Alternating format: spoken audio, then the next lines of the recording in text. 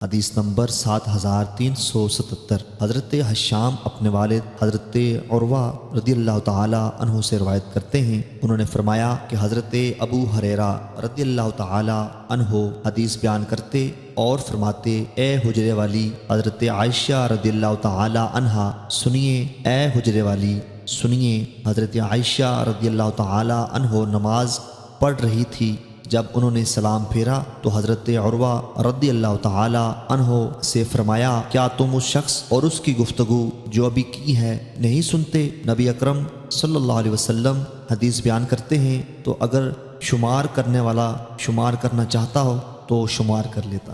حدیث نمبر 7378۔ حضرت ابو سعید خدری رضی اللہ تعالی عنہ سے مروی ہے، رسول اکرم صلی اللہ علیہ وسلم نے فرمایا، میری طرف سے نہ لکھو، پس جس شخص نے میری طرف سے قرآن کے علاوہ لکھا وہ اس کو مٹا دے اور مجھ سے حدیث روایت کرو، اس میں کوئی حرج نہیں۔ اور جو شخص مجھ پر جھوٹ بولے، حمام فرماتے ہیں، میرے خیال میں فرمایا جان بوجھ کر وہ اپنا ٹھکانہ جہنم میں بنائے۔